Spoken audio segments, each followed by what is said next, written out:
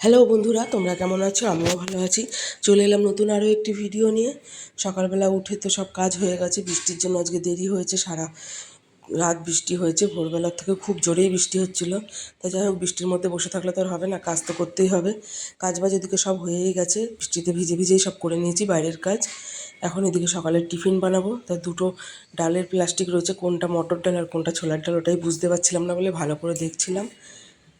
দিয়ে দেখলাম পিঁপড়েও উঠে গেছে ডালের মধ্যে, সেটাই এখন ঝেড়ে নেবো ভালো করে, একটা ঝুড়ির মধ্যে ঢেলে নিয়ে। আর ওইদিকে চা গরম বসিয়েছি। চাটা আমাদের দোকান আছে, এই দোকান থেকেই আনা হয়, ঘরে আর করা হয় না।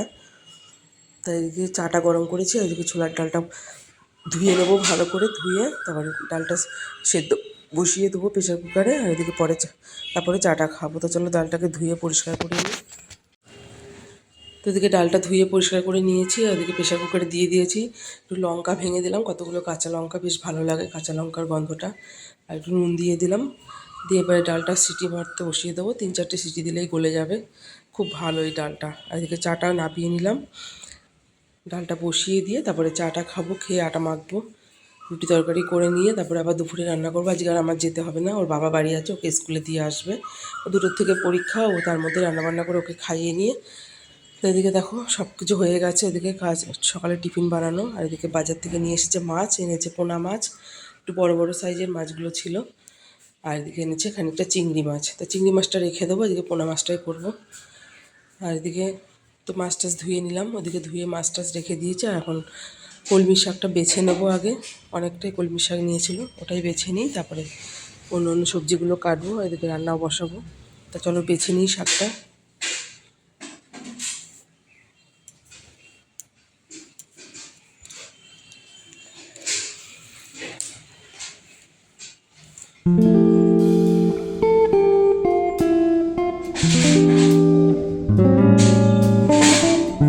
একটা ফুল ছিল কি সুন্দর, সেটাই তোমাদেরকে দেখালাম।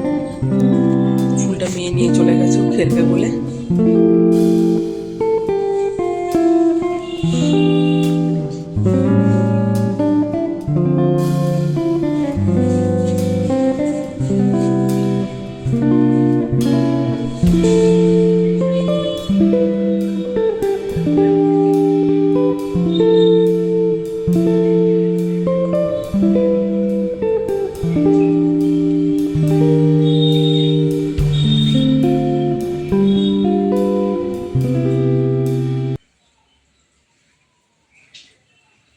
তো এদিকে শাকটা বেছে নিয়েছি, ধোয়াও হয়ে গেছে, এদিকে রান্না বসিয়ে দিয়েছি, সব গুছিয়ে নিয়েছি। এই যে শাক ভাজা হয়েই গেছে, একটু মিষ্টি দিয়ে নামিয়ে নেবো।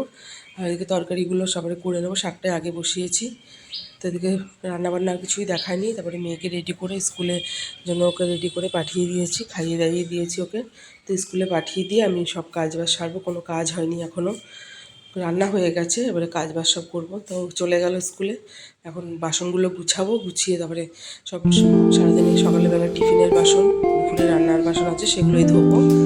তারপরে ঘর দর মুছবো, বৃহস্পতিবার আজকে আমার অনেক কাজ আছে। তো চলো কাজগুলো করে নিই, তোমরা দেখতে থাকো।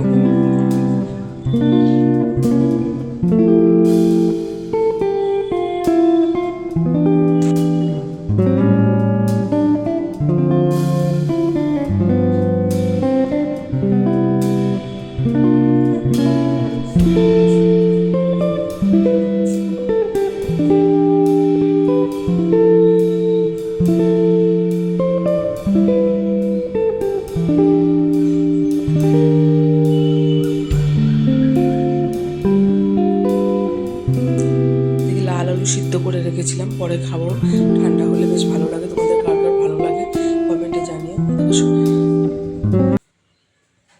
তো কাজ বাজ ওদিকে বাসন টাসন সব ধোয়া হয়ে গেছে, এখন শুধু উনুনটা পরিষ্কার করা বাকি আছে। তো কী কী রান্না করেছি সেগুলো তোমাদের দেখিয়ে নিই। এদিকে রয়েছে এই যে কলমি শাক ভাজা করেছি, কালো জিরে ফোড়ন দিয়ে, কাঁচা লঙ্কা দিয়ে, আর কিছু দিইনি, বেশ ভালো লাগে। আর এদিকে রয়েছে ভাত। আর এদিকে করেছি মুসুরির ডাল করেছি, দেখো পেঁয়াজ দিয়ে করেছি মুসুরির ডালটা, জিরে ফোড়ন দিয়ে করেছি। আর এখানে আলু ভাজা রয়েছে খানিকটা। আর করেছি আজকে এই যে পোনা মাছের তরকারিটা, ঢালা হয়নি, আর মেয়েকে খাইয়ে আগে স্কুলে পাঠিয়ে দিয়েছি, তাই জন্য এগুলো সব রয়েছে। এখন এগুলো ঢেলে নেবো, আর কড়াইটাই মাজা বাকি ছিল। দুপুরবেলা যাই হোক আর কোনো কিছু ভিডিও করিনি, দুপুরবেলা খাওয়া দাওয়া সেরে একটু বিশ্রাম নিয়ে সন্ধ্যাবেলা একটু বাজারে এসেছিলাম, কিছু টুকিটাকি কেনাকাটা ছিল, মেয়েরও কিছু কিনতে হবে, তা ওই সব কেনাকাটা করে তারপরে আসছে আবার। স্ট্যান্ডার্ড ঘের আছে।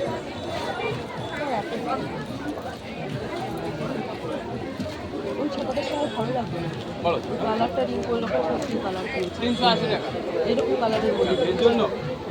হ্যাঁ এরকম কালারের মধ্যে দিয়েছে, ওরকম কালারের সময় ভালো লাগবে। স্ট্যান্ডার্ড এইরকম কালার কম্বিনেশন মধ্যে হবে না, এটা না, আমি এইরকম কালার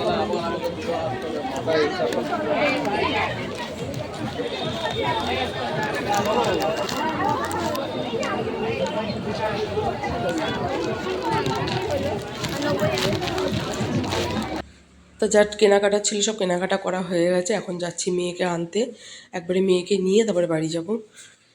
তো এদিকে মেয়েকে নিয়েও চলে এসেছি, দিয়ে ওকে পড়তে বসিয়েছি, কালকে ওর অঙ্ক পরীক্ষা, তো আজকে পড়ানোর কিছু নেই, ওকে অঙ্ক টুকে দিয়েছি, ও সেগুলো করছে, আর আমি ওর কতগুলো বইয়ের মলাট ছিঁড়ে গেছে সেই মলাটগুলোই দিয়ে দিচ্ছি, নাহলে বইটা পুরো ছিঁড়ে যাবে, ও বাচ্চা মানুষ তো টানাহেঁচড়া করে কখনো ছিঁড়ে দিতে পারে। তো ভিডিওটা এই পর্যন্তই, কেমন লাগলো জানিও, ভালো লাগলে একটা লাইক একটা কমেন্ট করো। আর সারাদিন তেমন কিছু ভিডিও করা হয়নি, যা করেছি তাই শেয়ার করলাম তোমাদের সঙ্গে। তোমরা পাশে থেকো, ভালো লাগলে একটা লাইক কমেন্ট করো। আজকের মতন টাটা বন্ধুরা।